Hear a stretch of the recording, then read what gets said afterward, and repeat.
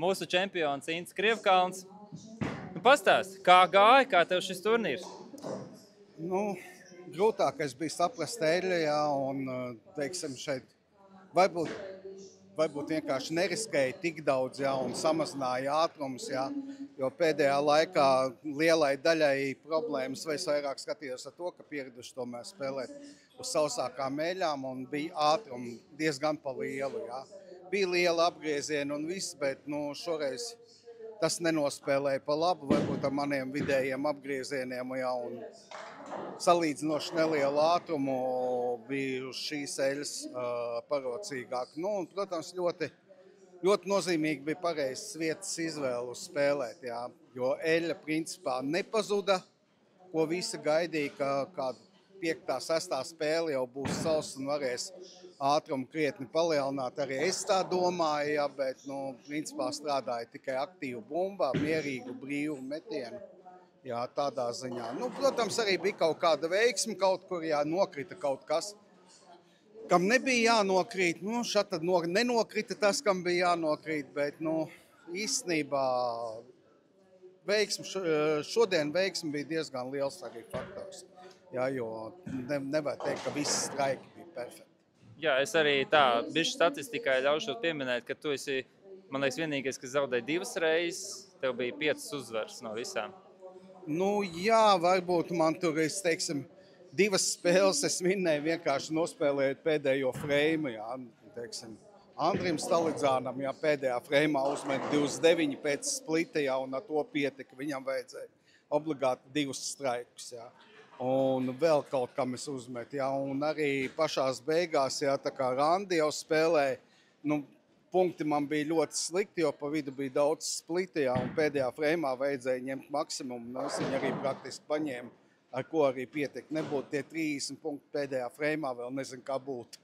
Tur bija visādi pie tam, tai pašā laikā Juram drusciņi nepaveicās, jā, nu, beigas spēlēja labi, jā, nu, īstenībā viņam nepaveicās to vienu folu, ko viņš uzkāpa virsū, jā, ja nebūtu bijis tas fols, jā, nu, visdrīzāk, ka viņš būtu arī vinnējis, jā. Jo, teiksim, jau pirmajā spēlē, teiksim, varbūt man pieredze drusciņi palīdzēja, ja, jo es uzreiz laicīgi samazināju ātrumu. Jura vēl spēlēja ar diezgan lielu ātrumu, viņam, nu, nenostrādāja tā bumba, jo pirmo spēli mēs spēlējām kopā, jā. Es varbūt drusciņi labāk noreaģēju un drusciņi labāk, kā viņš aizvēros, jā. Tā arī bija, principā, pirmā spēle, ja, teiksim, ja starp mums, tad izšķīja tā pirmā spēle, kur es vinnēju. Jo kopumā, es domāju, viņš pat labāku vidējo nospēlēja, jā. Varbūt nebūtiski, bet labāku, jā. Tā kā, nu, es saku, šeit bija drusciņi veiksme, pret ko spēlēja, jā. Protams, ļoti palīdzēja man spēle pret Ivaru, viņš mani vienmēr motivēja ļoti labi, jā. To es arī nospēlēju ļoti labi, jā, bet, nu jā, es domāju, ka daudziem ir tāpat ļoti atkarīgs, jā, ko tu esi uz celiņa, jā, un kā tev iet, jā. Dažreiz tev pretinieks nebūtu tik spēcīgs, jā, bet tev nav vērta viņu uz celiņu.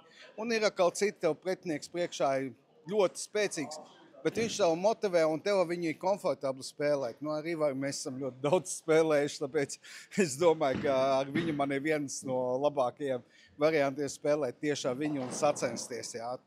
Tā kā tādā ziņā, teiksim tā, man ar Ivaru bija daudz vieglāk spēlēt nekā Traču, nekā Stalidzānu, jā, ar kuriem es praktiski uz vienu celiņu, nu, man liekas, šī bija pirmā reize, kad es ar abiem viņiem uz vienu celiņu tikos, jo arī līgā mēs spēlējam dažādās, jā, un turnīros kaut kā, nu, nav nācies man ar viņiem kopā spēlēt, jā. Tāpēc ar viņiem īstenībā visgrūtāk, jā, un visi jau zina, ka es te visu laiku saku, ka haļavas, diemžēl tāds es esmu, jā. Bet, jā, viņi ir neprognozējami, jo viņiem tas metiens varbūt nav tas, kā citiem, jā, kam ir ļoti precīzi. Bet viņiem krīt tie ķegļi, jā, un bowlings, un krīt tev labais, krīt kreisais, jā, un paveicās tev. Nu, man arī šodien kādas 2 reizes reāli paveicās. Metieni bija ļoti slikti. Jā, bet tāpēc viņi ir neprognozējami, jo tu no viņiem nekad nevari saprast. Ja es, teiksim, spēlēju tā Ivarā, ar Elvā, ar Rihardu, es varu priekš sevis ķert kaut ko, kur bumba strādās, kur nestrādās. Kad viņi met, es nesaprotu vispār, ko tā bumba dara, jā. Viņa nostrādā, viņa iet, straiks ir straiks, jā, bet Godīgi sakot, man ir grūti uz viņiem, jo, teiksim, es esmu pieredzējis spēlēt, skatīties vienkārši, ko dara pretinieks, ko dara viņa bumbas, apmēram es viņus zinu un saprotu, kas notiek uz celiņa. Ar viņiem man ir ļoti grūti. Es īstenībā nevaru sev paņemt neko pozitīvu, tāpēc viņi vienmēr ir melnais zirdziņš un nav nekāds brīnums, ka viņi arī kādreiz vinnēs. Jā. Labi, bet tagad pats svarīgais par tevi. Tu esi beidzot uzvarējis. Kad bija pēdējā reize, kad tu uzvarēji? Un kā šī sajūta, ka tu beidzot esi atkal kaut ko uzvarējis? Nu, pēdējā reize, kad es uzvarēju, tas bija vēl pirms manas lielās pauzes, kaut kāds 2004. 2005. gads. Jā. Es esmu kaut kādos pāri turnīros, jā, un komanda mums regulāri uzvar, jā, bet, teiksim, individuālos turnīros, jā, tas bija ļoti sen. Tas bija vēl tajā laikā, kad es tiešām trenējos un ļoti daudz pievērsu uzmanību, kas, protams, ir visiem, kas spēlē bowlingu, jāsaprot, jā. Jā, mēs ļoti daudz vecie, kas spēlē, jā, izlienam ārā uz savu pieredzi, jā, un ķipa. Teiksim tā, doma tāda, meistarība nezūd. Meistarība zūd ļoti daudz. Varbūt man vieglāk šoreiz bija tas, ka sakarā ar manas kājas traumu es vasarā atpūtos, uz smadzenes bija brīvas no... Teiksim, ļoti daudz palīdz tas, ka tu esi atpūties no bowlinga un ar svaigu galvu eju spēlē un vieglāk ir pieņemt lēmumus, tev nekas nav iesēties.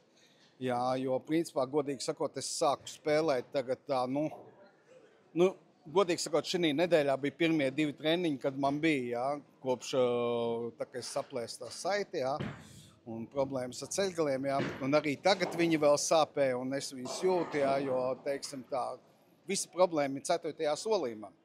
Un ja tajā 4. solījumā tā kāja iesāpās, tad, ja tur sanāk normāls metiens, tas ir brīnums, tāpēc, ka 5. solis ir nepārliecinošs, jā. Protams, vienmēr ir patīkami uzvarēt, jā, un vienmēr gribās uzvarēt, un dažreiz ir škrobi, jā, ka tu nevari uzvarēt, jo daudzas kļūdas, ko tu esi pielaidis. Ir bijuši turnīri, kur vienkārši man ir viena problēma, 5. ķeglis. Ir bijuši turnīri, ka es viņam aizmetu 7-8 reizes garām, un man pietrūks drusini, lai tiktu finālā. Jā. Tā ir tā problēma. Mēs esam palikuši slinki, trenējoties, mēģināt mācīties aizvērt vienu ķegli. Arī šodien tas daudziem pierādījās, ka viena ķegļa aizvēršana ir ļoti svarīga. Ja? Un vieglas kombinācijas. Toties mēs taisam ciet tādus splitus un visu ko, ja? Kas principā, ja tu pa tādu nokļūdies, tas ir normāli. Kļūda tur ir nevis tas, ka tu viņu neaiztaisīji, bet pirmajā metienā. Ja? Bet vienkāršās kombinācijas mēs ļoti daudz kļūdamies, diemžēl. Otrs ir, ne jau es arī biju perfekts, man tā pati problēma, mēs nelasījām celiņu, jo sen nav uz šāda veida eļām spēlēts. Jā. Viņi savādāk iznesās un tā, kā es saku, šodien spēlēja visi, principā eļa nepazuda. Parasti visos turnīros, kas mums pēdējos 2 gados ir, beigās, ja tev ir spēks un ātrums un apgriezieni, un tu vari noturēt līniju, tev viss būs ok, šodien eļa nebeidzās. Līdz pat pēdējai spēlē eļa nebeidzās. Es arī mēģināju malu, it kā jau vajadzētu malu, jo vidū jau tā paliek nepārliecinoši. Bet mala bija slapi visu laiku. Jā, un arī uz viņu trāpīt nevarēja. Jā, tā kā... Protams, ka es esmu ļoti priecīgs, ka es vinnēju. Ja, godīgi sakot, es to negaidīju īstenībā. Es pat necerēju, ka es tikšu 8. Jā, jo Pēters man paveicās, viņš vakardien nepārspēlēja. Jā, par to daudz runā, un man jau zāģē. Jā. Jo es gan vakardien varēju vēl otrais mēģināt pārspēlēt, varbūt, ka būtu bijis labāk, bet, godīgi sakot, man ir tā 5 spēles, es jūtos komfortabli vēl kaut cik, jā, pēc tam man sāk sāpēt tā kāja, un tad, šodien arī es reāli izjūtu, jā, līdz 4. 5. spēlē es spēlēju prieku, un pēc tam jau es, gaidīju, kad viss beigsies, un domu vien noturēties, viss. Labi, paldies tev, apsveic vēlreiz ar uzvaru un cerams, ka vēlreiz redzēsim tev kādos finālos.